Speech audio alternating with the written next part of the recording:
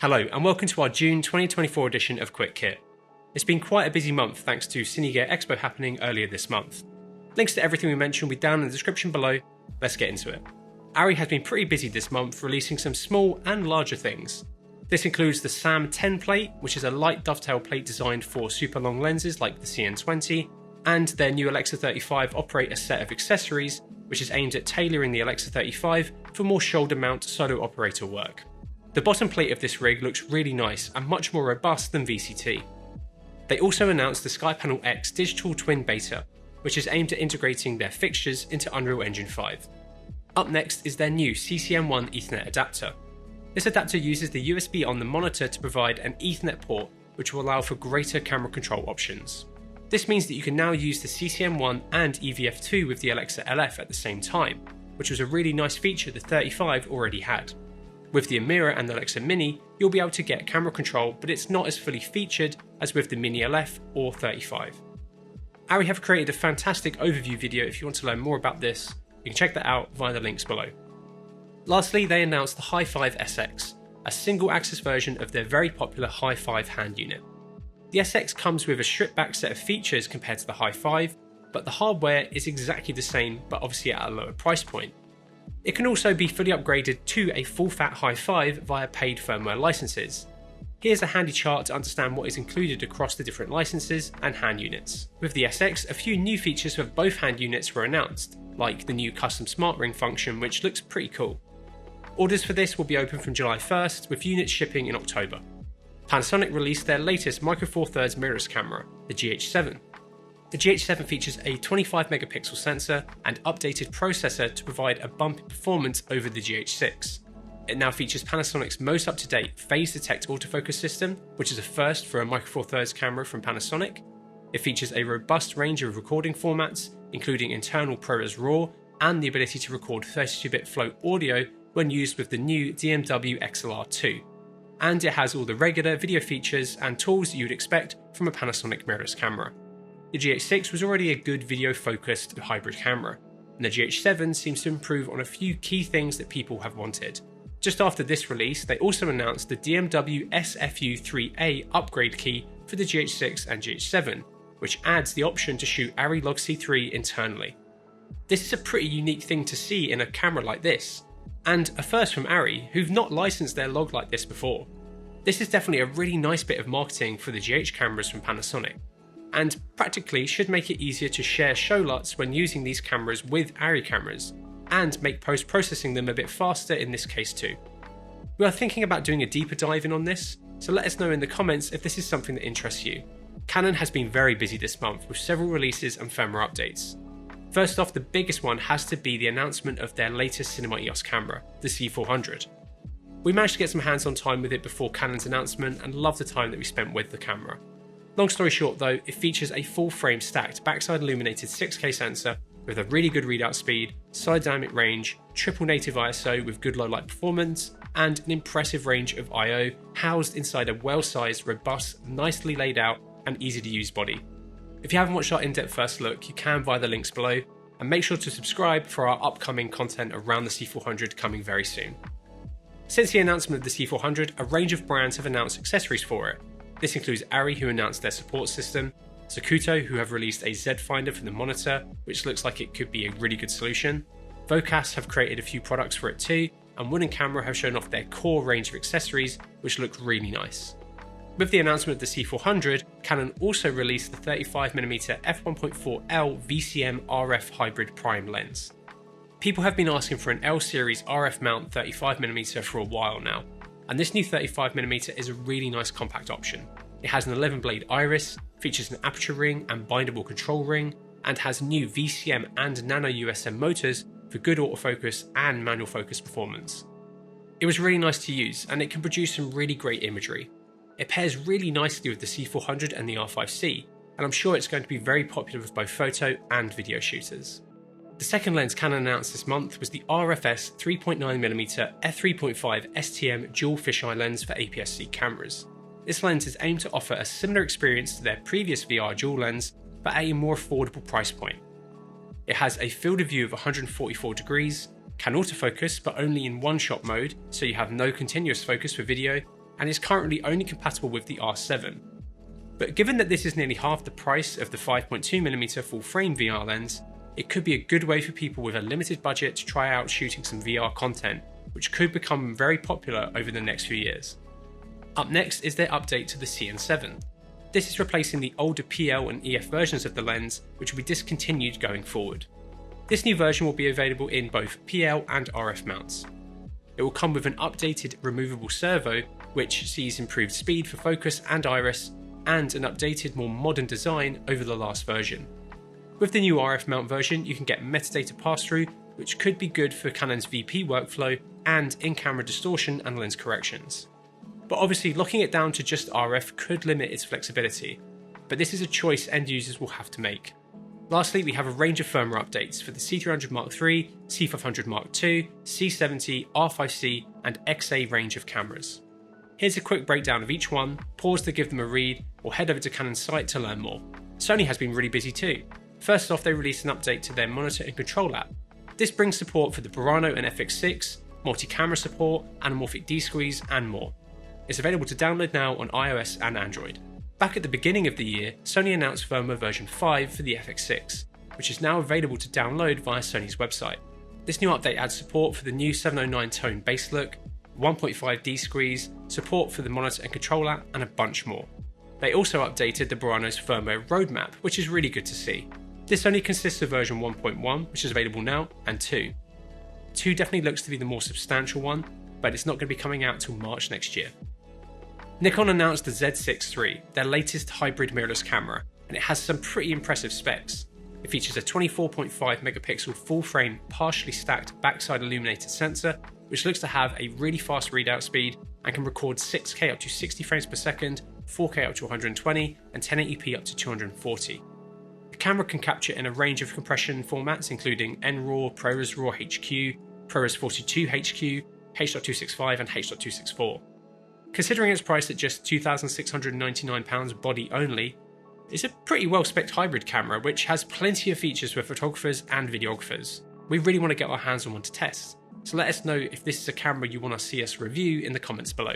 At WWDC, Apple showcased Blackmagic's upcoming Cine Immersive camera, which is aimed at creating high-quality immersive video for the Apple Vision Pro. This kind of forced Blackmagic to put out a pretty brief update, which details a little bit more about the camera, and it looks really interesting. It's based on the new Cine platform, but features a custom fixed lens system with a sensor that can deliver 8160 by 7200 pixels per eye.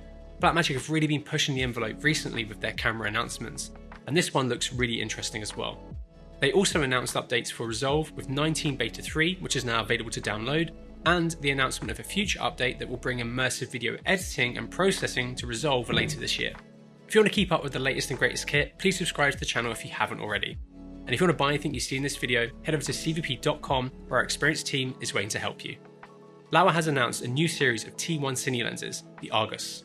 This consists of an 18 and 25mm for Micro Four Thirds, 18, 25 and 35mm for Super 35, and 28, 35 and 45mm for full frame, all of which are T1. T1 cinema primes are quite rare to see, and these are incredibly well priced considering that.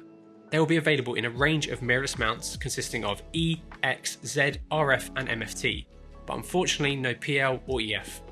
This isn't too surprising though, as they look like they've been designed around these shorter flange mounts. The mounts are also not user interchangeable. From the example footage Laowa shared, they do look like they have some CA wide open, and overcorrected bokeh, but they do look pretty sharp.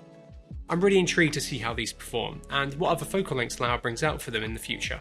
Cook have proven with their SP3s that people are happy to buy mirrorless mount cinema primes if the lenses are unique enough.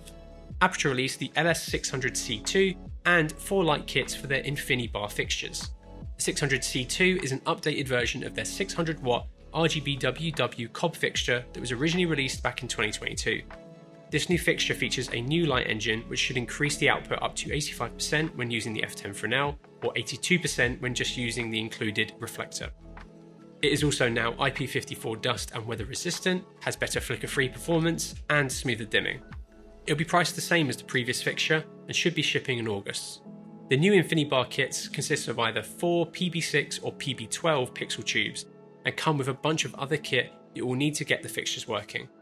They also announced a few new accessories for the Infinity bars, which includes a range of mounting brackets, a tripod base, and 2 new powering options.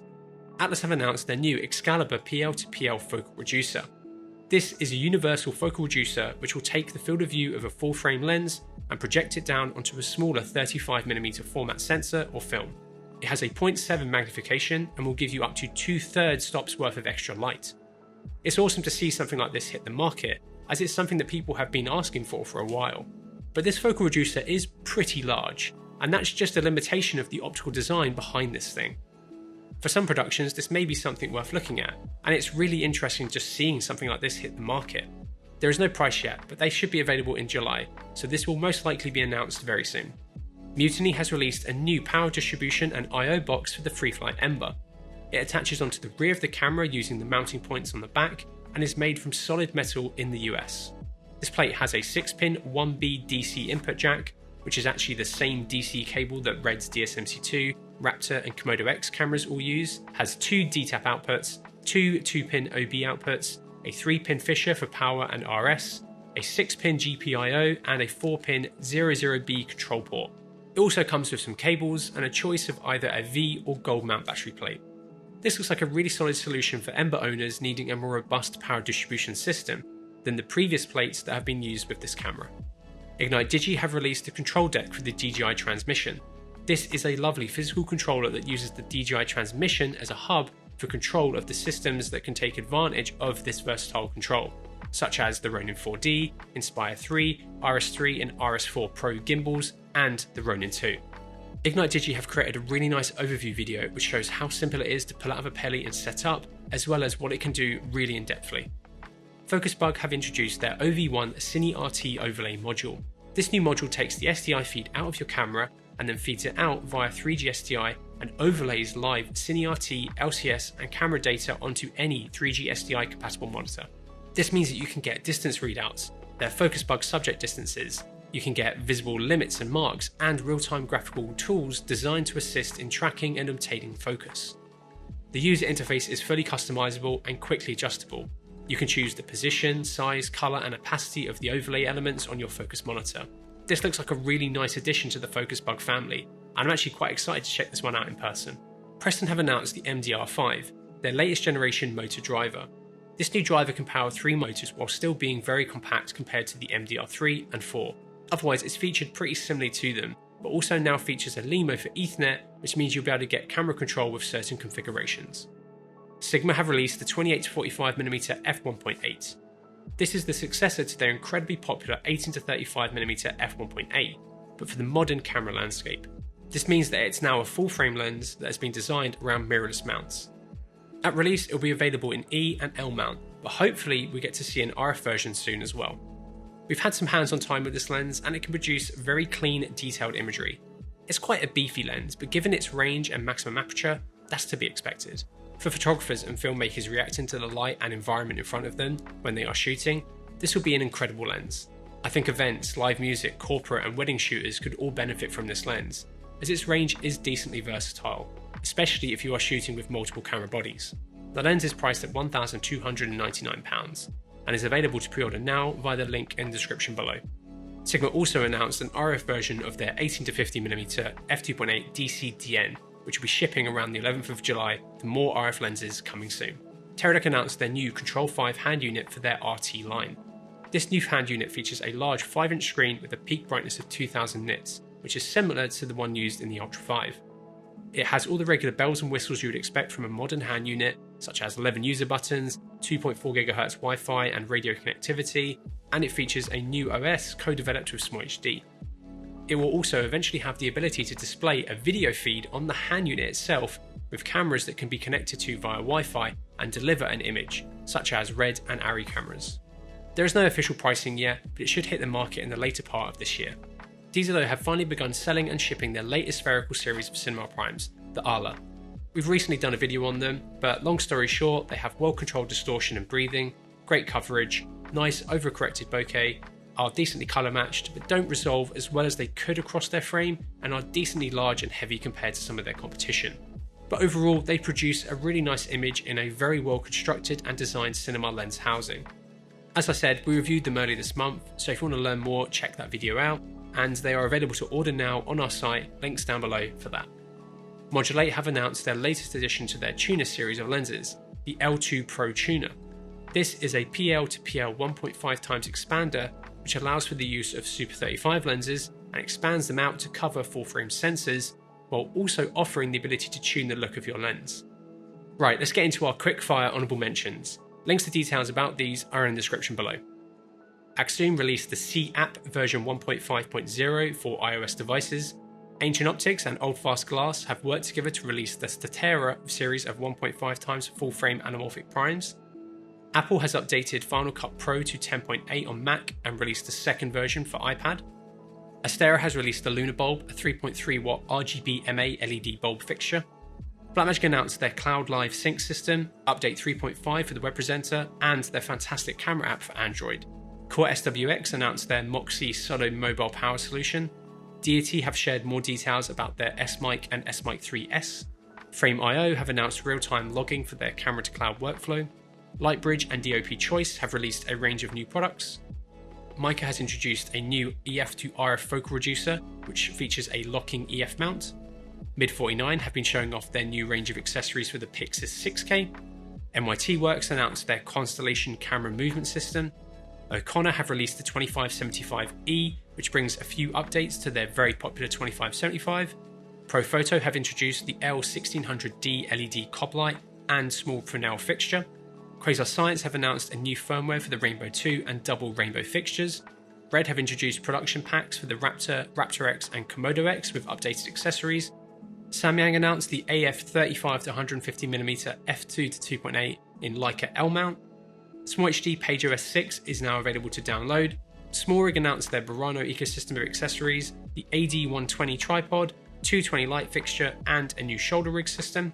Sirui announced they are now joining the MFT system group, and two new focal lengths to their sniper lenses, a 60mm and 75mm f1.2 for APS-C and mirrorless cameras.